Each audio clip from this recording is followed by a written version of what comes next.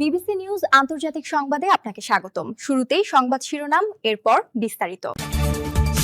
Hormuz প্রণালীর toll এখন দিতে হবে ইরানি মুদ্রায়। যুদ্ধবিরতির মধ্যেও অচল হরমুজ প্রণালী। আড়ালে পড়েছে গাজার আর্তনাদ, ৪০ দিনের যুদ্ধে যা দেখেনি বিশ্ব। যুদ্ধবিরতির পেছনে কোন দেশ, পাকিস্তান না চীন? এতক্ষণ শুনছিলেন সংবাদ শিরোনাম, এখন বিস্তারিত।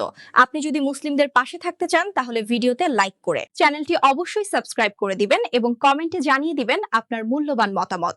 এখন বিস্তারিত। হরমুজ প্রণালীর টোল এখন দিতে হবে ইরানি মুদ্রায়। বিশ্বের অন্যতম গুরুত্বপূর্ণ বাণিজ্যিক জলপথ হরমুজ প্রণালী দিয়ে জাহাজ চলাচলের ক্ষেত্রে নতুন এক নিয়ম চালুর প্রস্তাব দিয়েছে ইরান।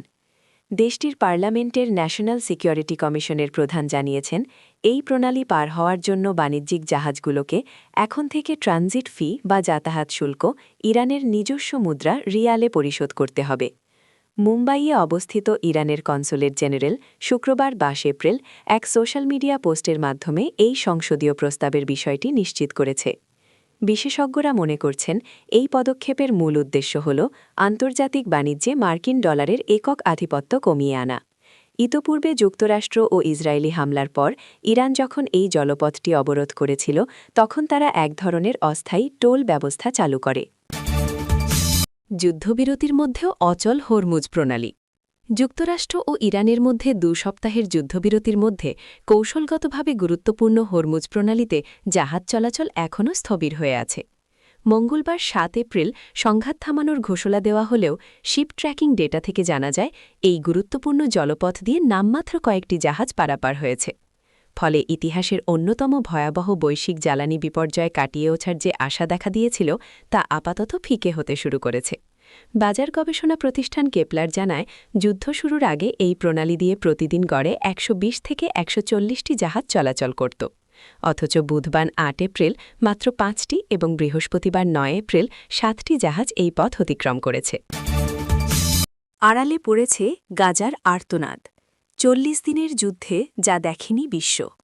দীর্ঘ ৪০ দিনের রক্তক্ষয়ী সংঘাতের পর বুধবার ৮ এপ্রিল যুক্তরাষ্ট্র ও ইরান ২ সপ্তাহের একটি সাময়িক যুদ্ধবিরতিতে সম্মত হয়েছে।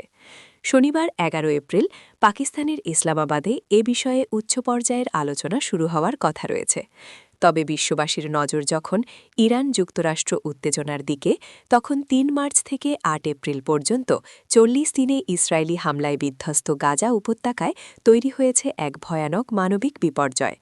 আন্তর্জাতিক সংবাদ মাধ্যম ও স্থানীয় সূত্রের তথ্যানুযায়ী, এই ৪০ দিনে গাজায় চালানো দখলদার ইসরায়েলি বাহিনীর ৩টি প্রধান অমানবিকতার চিত্র সেভাবে সংবাদ শিরোনামে উঠে আসেনি।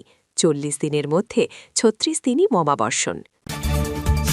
যুদ্ধবিরতির পেছনে কোন দেশ, পাকিস্তান না চীন? যুক্তরাষ্ট্র ও দখলদার ইসরায়েলের সঙ্গে ইরানের যুদ্ধবিরতিতে পাকিস্তানের কূটনৈতিক তৎপরতা আন্তর্জাতিক মহলে প্রশংসা পাচ্ছে।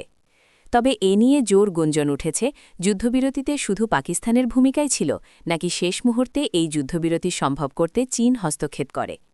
দ্য নিউ ইয়র্ক টাইমসের এক প্রতিবেদনে কয়েকজন ইরানি কর্মকর্তার বারাত দিয়ে বলা হয়, তেহরানকে যুদ্ধবিরতির দিকে আনতে চীন গুরুত্বপূর্ণ ভূমিকা রেখেছে।